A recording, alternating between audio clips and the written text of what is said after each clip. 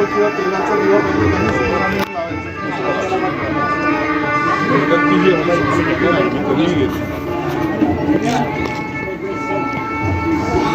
गोष्टी छोट्या असतात पण आपण नाही जपल्या तर होऊन जातो. आजच्या कार्यक्रमाचे प्रमुख वक्ते माननीय राहुलजी सोलापूरकर सर, तसेच माननीय मारुतीराव कुलकर्णी सर. किती प्रज्वलन झाल्यानंतर आपण सर्वांनी स्थानापन्न व्हायचं आहे. असे या इकडे इकडे इथं काही जण या हो सगळ्याच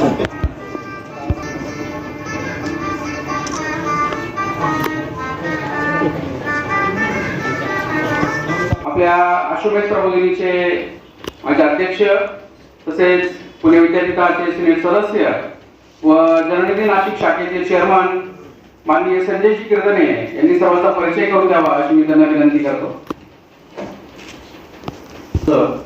या ठिकाणी मी अश्वमेध प्रबोधिनीच्या वतीने शाळेचं स्वागत करतो. आज आपल्याला या ठिकाणी बहुआयामी असं व्यक्तिमत्व या ठिकाणी लाभलेलं आहे. सजग रहो हे अभियान संपूर्ण महाराष्ट्रामध्ये चालू आहे आणि या अभियानाच्या अंतर्गत माननीय राहुलजी सोलापूरकर हे अनेक ठिकाणी व्याख्याने देत आहेत आणि समाजामध्ये प्रबोधनाचं काम ते करत आहेत. माननीय श्री राहुल सोलापूरकर यांचा मी या ठिकाणी थोडक्यात परिचय करून देतो. त्यांचं पूर्ण नाव श्री राहुल दत्तात्रय सोलापूरकर. 17 ऑक्टोबर 1963 रोजी त्यांचा जन्म झाला.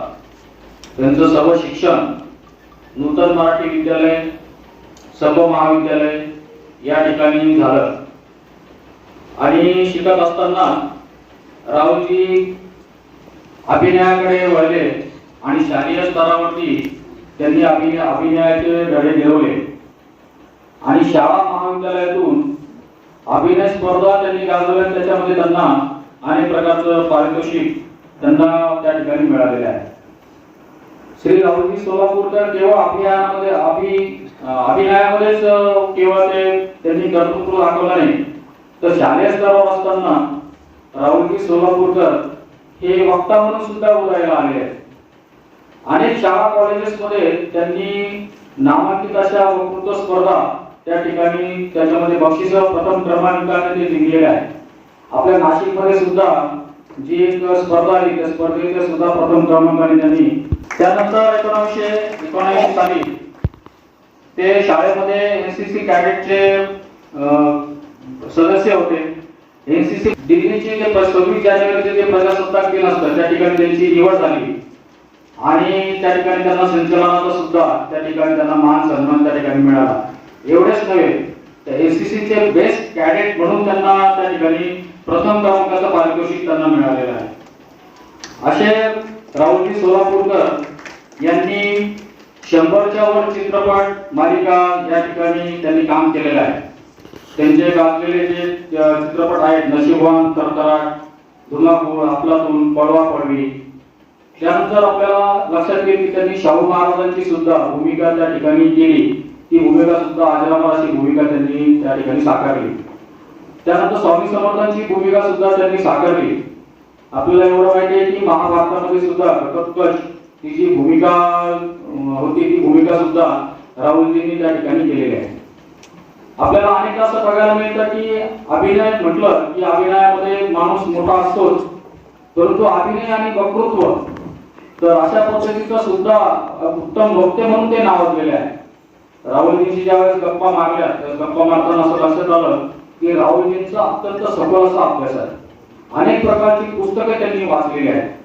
त्यानंतर असा आश्चर्याचा धक्का बसतो की एक अभिनेता एवढ्या पद्धतीचा सखोल अभ्यास आणि सखोल ज्ञान त्या व्यक्तीला असू शकतं आणि आपण म्हणूनच ते वक्ते म्हणून आज आपल्या ठिकाणी उपस्थित झालेले आहेत.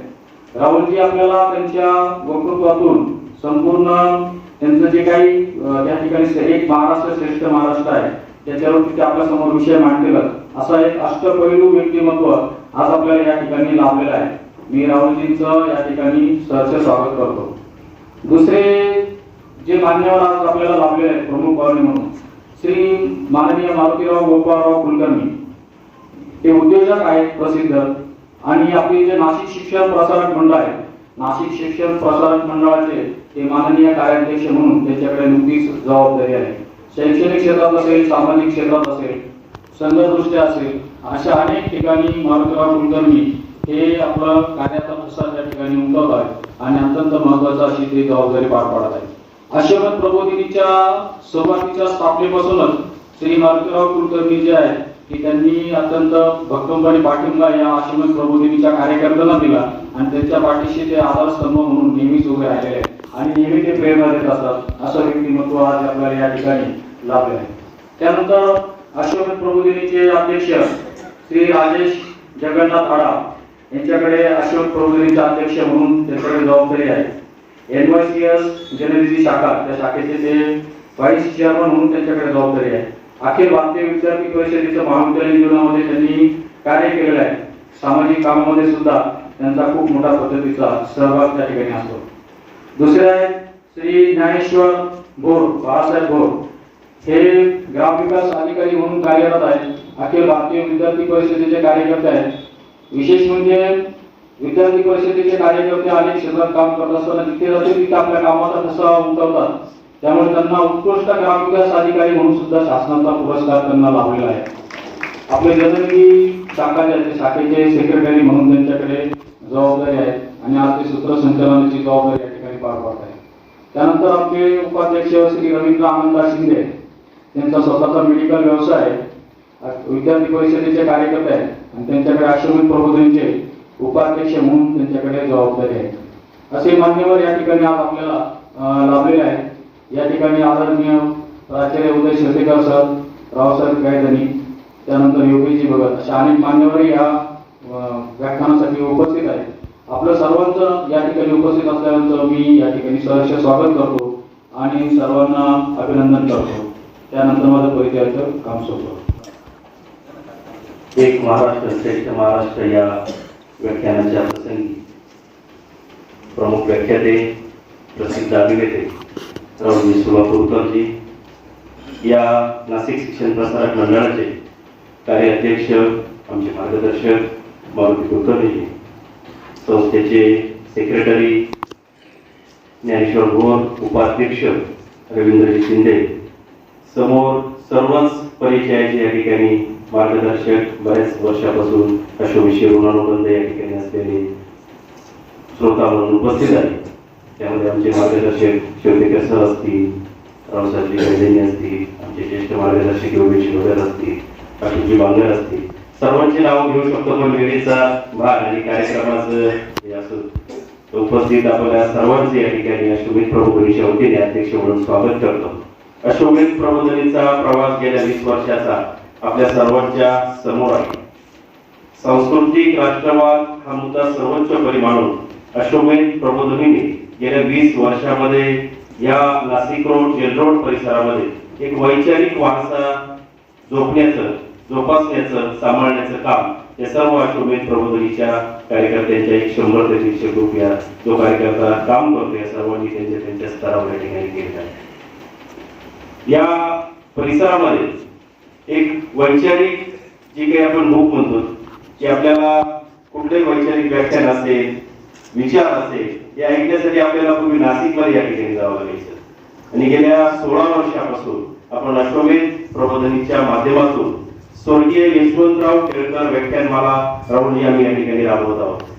म्हणजे खऱ्या अर्थाने तिची जर नोंद केली असती तर गिनीज बुक वर्ल्ड रेकॉर्ड मध्ये त्याची नोंद झाली असते. त्याचं कारण असं आहे की गेल्या 16 वर्षापासून त्या व्याख्यानमालेचा एकच वक्ता आहे, एकच ठिकाण आहे, संस्थेची मला एक आहे, मंडप मला एक आहे, असे एक ना अनेक जे आहे कंटिन्यूपणा ठेवण्याचं काम आम्ही या ठिकाणी केलेलं आहे. आणि एक विषय 5 दिवस पुण्याचे प्रसिद्ध कीर्तनकार चारुदत्त आपळे महाराज या आपल्या व्याख्यानामधून, अमोघ वाणीमधून, म्हणजे व्याख्यानमालेला खऱ्या अर्थाने जे श्रोते असतात त्या ठिकाणी बोलावं लागतं. परंतु या व्याख्यानमालेचं वैशिष्ट्य की 5 दिवस 2 ते 2.5 हजार श्रोता वर्ग या शाळेच्या समोरच्या प्रांगणामध्ये, मैदानामध्ये उपस्थित असतो आणि अतिशय चांगला भरभरून प्रतिसाद या ठिकाणी आपण सर्वांनी दिलेला आहे. त्यामध्ये संजयजींनी सांगितलं की या व्याख्यानमालेच्या सुरुवातीपासून मारुती कुलकर्णी सारखे खंबीर पाठीराखी आपल्या पाठीमागे असल्यामुळं या व्याख्यानमालेला उत्तरोत्तर प्रगती या ठिकाणी आणि प्रसिद्धी या ठिकाणी झालेली आहे. या परिसरात पाठोपाठ असेल, पर्यावरणाचा कार्यक्रम असेल, संस्कार वर्ग असेल, असे खूप कार्यक्रम या ठिकाणी अश्वमेध प्रबोधनीच्या माध्यमातून राबवण्याचं काम या ठिकाणी करत असतो. एक संस्कृत पिढी आणि एक चांगला युवक घडवण्याचं काम या ठिकाणी अश्वमेध प्रबोधनीच्या माध्यमातून या ठिकाणी आम्ही करत असतो. आणि हे सर्व करत असताना, या सर्व गोष्टींचं हे करत असताना आताच एक आनंदाची बातमी आपल्या सर्वांना सांगायला आनंद वाटेल की या संस्थेने गेल्या 15 दिवसापूर्वीच 12A आणि ATG या दोन्ही सर्टिफिकेट या ठिकाणी प्राप्त झालेले आहे संस्थेला. त्यामुळे आता पुढील याच्यामध्ये आपल्याला संस्थेला मदत करण्यासाठी कुठलीही अडचण या ठिकाणी कायदेशीर येणार नाही, ते या ठिकाणी आनंदाची बाब या ठिकाणी सांगतो. हा कार्यक्रम घेण्यामागचा जो उद्देश होता की गेल्या काही वर्षापासून, गेल्या काही महिन्यापासून आपण महाराष्ट्रामध्ये बघत असाल की जाती जातीमध्ये या ठिकाणी विष कालवलं जाते, जाती जातीमध्ये फूट पाडली जाते, हिंदूंमध्ये विभागणी कशी होईल या पद्धतीची मांडणी, एक वैचारिक बुद्धिभेद या ठिकाणी केला जातोय. आणि म्हणून आमच्या अश्वमेध प्रबोधनीच्या सर्व कार्यकर्त्यांना वाटलं की अशा या महाराष्ट्रामध्ये असं हे जे चाललंय ते कुठंतरी थांबलं पाहिजे, तर त्याच्याचा एक छोटासा दिवा आपण लावू शकतो का, म्हणून या व्याख्यानाचा आज या ठिकाणी आयोजन केलेलं आहे. आणि त्यासाठी अतिशय त्याच्यामध्ये सखोल अभ्यास असणारे राहुलजी सोलापूरकरजी या ठिकाणी या व्याख्यानाला आज उपस्थित झालेले आहेत. म्हणून या व्याख्यानाचं नाव सुद्धा एक महाराष्ट्र आणि श्रेष्ठ महाराष्ट्र दिलेलं आहे. छत्रपती शिवाजी महाराजांनी 18 पगड जातींना बरोबर घेऊन हिंदवी स्वराज्याची जी स्थापना केली होती, त्यामध्ये त्यांनी कुठल्याही असा एका विशिष्ट जातीचा विचार न करता सर्व जाती समूहाला एकत्र घेऊन हिंदवी स्वराज्याची स्थापना या ठिकाणी केली होती. आणि मग कुठेतरी या महाराष्ट्रामध्ये जे एक विष कालवण्याचा प्रकार होतोय, बुद्धिभेद होतोय, याला कुठेतरी आपण एक वैचारिक व्यासपीठ या ठिकाणी उपलब्ध करून देऊन थोडंसं मार्गदर्शन करण्याचा या कार्यक्रमाचा उद्देश आहे. आज आपण या ठिकाणी या पुढील काही क्षणामध्येच राहुलजींचं या विषयावर आपण मार्गदर्शन घेणार आहोत. आज या ठिकाणी राहुलजी अतिशय व्यस्त शेड्यूल मधून, त्यांच्या प्रवासामधून वेळ काढून या ठिकाणी आले. त्यांचं पुनश्च एकदा मी शब्द सुमनांनी त्यांचं स्वागत करतो. आपणही या ठिकाणी मोठ्या संख्येने या ठिकाणी उपस्थित झाला तर आपलंही मी स्वागत करतो आणि माझा प्रस्तावित संपवतो. जय हिंद, जय महाराष्ट्र.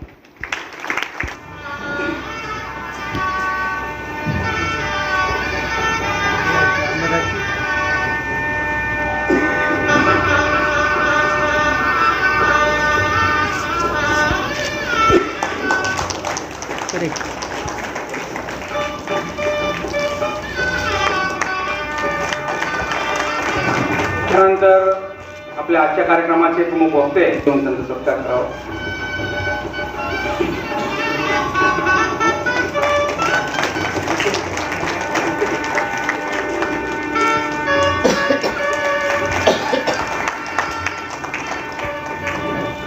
या कार्यक्रमासाठी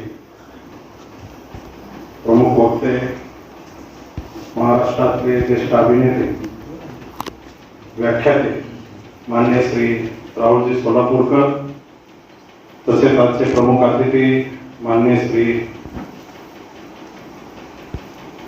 एम.डी. कुलकर्णी सावरी, अश्वमेध प्रबोधन सर्व पदाधिकारी, आमचे सहकारी राजेश राव, रवींद्रनाथ शिंदे आणि ज्ञानेश्वर वर, आपण सर्व उपस्थित सर्व मान्यवर. नुकत्याच लोकसभेच्या निवडणुका होऊन गेल्या, त्याचे निकाल वगैरे सर्व बघता, मतदानाची टक्केवारी बघता, अत्यंत कमी प्रमाणात मतदान झाले, 50 ते 60%. आणि याचा विचार केला आणि त्याची विभागणी केली त्या टक्केवारीची. असं लक्षात आलं की 15 ते 20% लोक आपला लोकप्रतिनिधी ठरवतात आणि ते देशाचं, राज्याचं, सरकार चालवतात, प्रशासन चालवतात, शासन चालवतात. म्हणून सर्व सामाजिक क्षेत्रातील सर्व परिवारांनी असा निर्णय घेतला की मतदान जागृती झालं पाहिजे, प्रत्येकाने मतदानाचा अधिकार बजावला पाहिजे. म्हणून प्रबोधन मंच म्हणून संपूर्ण महाराष्ट्रभर वेगवेगळ्या माध्यमातून, विविध माध्यमातून मतदान जागृती केली पाहिजे, मतदान वाढलं पाहिजे. या देशासाठी, धर्मासाठी, देव, देश आणि धर्म यासाठी मतदान केलं पाहिजे. चांगली माणसं गेली पाहिजे. धर्माप्रती आस्था असलेली, देशाप्रती आस्था असलेली लोकप्रतिनिधी निवडून गेले पाहिजे आणि त्यांनी देश कार्य हे देश चालवला पाहिजे. ज्याचं शासन, त्याचं प्रशासन सर्व शासनाचंच ऐकतं. म्हणून चांगली लोक गेली तर प्रशासन आपलं राहील. सध्या राजेशजींनी प्रास्ताविकामध्ये उल्लेख केलेलाच आहे. सध्या परिस्थिती पाहता अत्यंत वैचारिक पातळी घसरलेल्यासारखी परिस्थिती आहे. फक्त आपण आपला महागाई असेल, इतर छोट्या छोट्या गोष्टीचा आपण विचार करतो, जात पात धर्म, त्याच्या पलीकडे जाऊन आपण देशाचा राज्याचा विचार केला पाहिजे.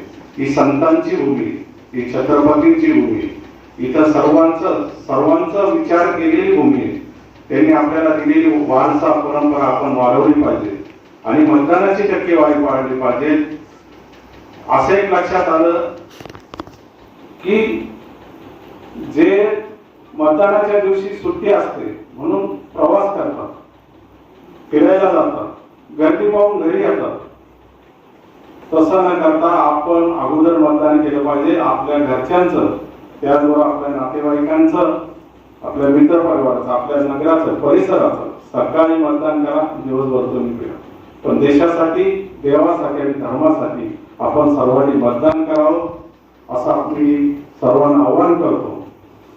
आणि मतदान झालं पाहिजे, मतदानाची टक्केवारी वाढली पाहिजे, तरच आपल्या चांगल्या विचाराची माणसं त्या ठिकाणी आपण पाठवू शकू. नाहीतर मग ज्या पद्धतीने आतापर्यंत चालत आलं तसं न होता चांगल्या विचाराची माणसं या निवडणुकीत आपल्याला निवडून द्यायची आहे आणि मतदानाची टक्केवारी वाढवायची आहे. जास्तीत जास्त 100% मतदान कसं होईल याचा विचार आपण सर्वांनी करावा अशी मी आपणा सर्वांना विनंती आणि आमच्या सर्व प्रबोधन मंचाच्या वतीने, आमच्या अश्वमेध प्रबोधनाच्या वतीने आणि सर्व परिवाराच्या वतीने मी आपणा सर्वांना आवाहन करतो. आपण सर्वांनी मतदान करावं आणि जास्तीत जास्त लोकांना मतदानासाठी परावृत्त करावं ही विनंती करतो. माझे थोडक्यात 2 शब्द. जय श्रीराम. नाव मारुती आहे, सुरुवातीला जय श्रीराम आपोआप येऊन जातात. आजच्या या कार्यक्रमासाठी आशुभोज प्रबोधिनीच्या आपण सगळे जमलेलो आहोत. खरोखर तुम्हाला सगळ्यांना मी मनापासून धन्यवाद म्हणतो. कारण ही एक अशी संस्था आणि त्याचा राजेशजी किंवा गोरेजी किंवा रवींद्रजींनी असा ब्रँड तयार केलेला आहे की इथं वैचारिक भूक भागवली जाते आणि त्याच्यासाठी तुमच्या सगळ्यांचं मनापासून खूप खूप कौतुक. आजच्या कार्यक्रमाचे प्रमुख वक्ते म्हणून जे आपल्याला लाभलेले आहेत त्यांचं ह्याच्या आधी पण मी एक सिन्नरमध्ये भाषण ऐकलं होतं. त्यांच्या शेजारी बसूनच त्यावेळी आपला राम मंदिराचं अभियान चालू होतं, त्यावेळी ते सिन्नरमध्ये आले होते. त्यावेळी त्यांचं वक्तृत्व वगैरे भरपूर आहे. त्यामुळे इथं त्यांच्या आधी बोलायचं म्हटलं की थोडंसं दडपण येऊन गेलं, परंतु काही प्रॉब्लेम नाही. कारण परिस्थितीच अशी आहे की इलेक्शनची परिस्थिती आहे आणि इलेक्शनमध्ये बोलण्याशिवाय भाग नसतो. कारण भरपूर मनातल्या काही गोष्टी असतात त्या आता आपल्याला बाहेर येताना दिसतात आणि भरपूर प्रश्न पण निर्माण झालेले असतात. तर त्या विचारानं आपल्याला काही गोष्टी बोलणं गरजेचं पण असतं. बोललं तर त्या तशाच राहतात आणि त्या तशाच राहिल्या की त्यातनं जे काही निष्पन्न होतं ते काही तिथं निष्पन्न होतं. आज एक नॅरेटिव्ह ज्या पद्धतीत पसरवले जात आहेत आणि त्याचा एक वेगळा रूपामध्ये परिवर्तन होताना आपण ज्यावेळी बघतो त्यावेळी निश्चितच वाटतं की नाही काहीतरी कोणाला तरी बोलायला पाहिजे. कोणा ठीक आहे आपल्याला विचार जर सांगता येत नसते तर कोणतरी विचार केलेल्या व्यक्तीला आपल्या समोर आणून त्याच्या आपण मार्गदर्शन घेतलं पाहिजे अशी परिस्थिती नक्कीच निर्माण झाली आहे. आणि ज्यावेळी नाशिक सारख्या ठिकाणी निवडणुकीमध्ये निवडून आलेल्या उमेदवाराच्या विजयी मिरवणुकीत ज्यावेळी पाकिस्तानी झेंडे दिसायला लागतात त्यावेळी वाटतं की आपल्याला मतदानाशिवाय आणि आपलं जे कर्तव्य आहे त्या कर्तव्यापासून आपण कुठेतरी लांब चाललोय आणि ते कर्तव्य बजावल्याशिवाय आपल्याला आता दर्शनच नाहीये. आणि त्यासाठी एक आव्हान करायला मी खास उभा आहे. कारण आपण बघतो की तो भ्रष्टाचारी आहे, हा भ्रष्टाचारी आहे, तो जातीयवादी आहे, हा जातीयवादी आहे, तो लुटारू आहे, हा लुटारू आहे, तो गद्दार आहे, हा गद्दार आहे, हा चोर आहे, तो चोर आहे, हा विश्वासघाती आहे, तो विश्वासघाती आहे. त्याचप्रमाणे तो पक्ष वेगळी आहे, हा पक्ष वेगळी आहे, हा जुमला करतो, तो जुमले करतो. आपण सगळ्या प्रकारचे बटेंगे तो काटेंगे असं पण बोललं जातं, न बटेंगे तो न काटेंगे असं पण बोललं जातं. ह्या सगळ्याचा एक अर्थ शेवटी हे कशासाठी आहे? आपल्याला पण बेरोजगारी निर्माण केलेली असती, त्यांनाही बेरोजगारी निर्माण केलेली असती. मग दोन्ही फरक काय हा प्रश्न आपल्यासमोर कायम पडत असतो आणि त्याची काहीतरी उत्तर अशा वक्त्यांच्या माध्यमातून आपल्याला मिळत असतात. आणि मला एक सांगायला फार एक त्याची इतिहासातली गोष्ट आहे. छत्रपती शिवाजी महाराजांनी सुरत लुटली, आपल्याला सगळ्यांना माहिती आहे. परंतु ती लुटणं हे चांगलं का वाईट, या लुटण्यामध्ये आपण अडकून पडायचं का ती कशासाठी लुटली याच्यामध्ये आपण त्याचा विचार करायचा. आणि तर शेवटी हेतू काय आहे ह्याच्यावरती ती गोष्ट आपण केली असती ही चांगली का वाईट. आज आपण मतदान करताना माझं मतदान कोणाला करतोय त्यापेक्षा या मतदानाचा उपयोग काय होणार आहे, माझं 370 जातंय का येतंय याच्यावरती जर तो परिणाम करणार असेल तर निश्चित आपल्याला विचार करून मतदान करायचंय. आणि हे मतदान आपण सगळे करा याची निश्चित मला खात्री आहे. जे काही ऍडिशनल आपल्याला राहुलजींच्या विचारातून आपल्याला निश्चितच काही गोष्टी ह्या सुटत जातील. कारण भ्रमात आहे आपण, आपला अर्जुन झाला सगळ्यांचा अशी कंडिशन आहे त्याची.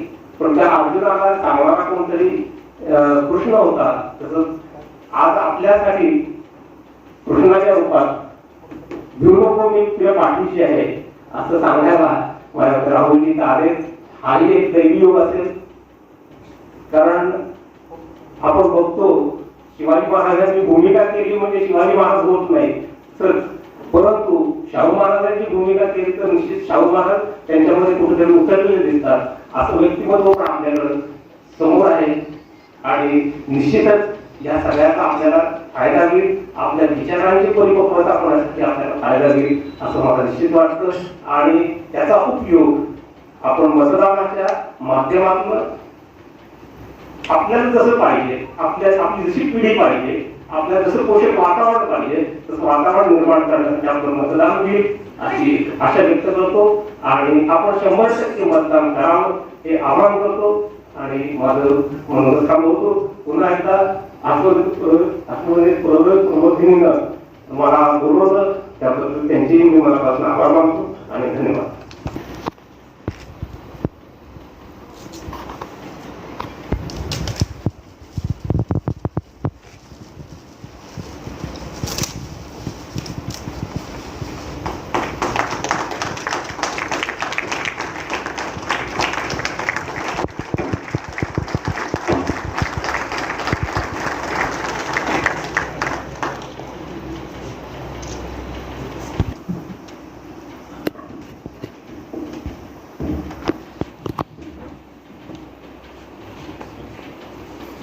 समान मातु सरस्वती भगवती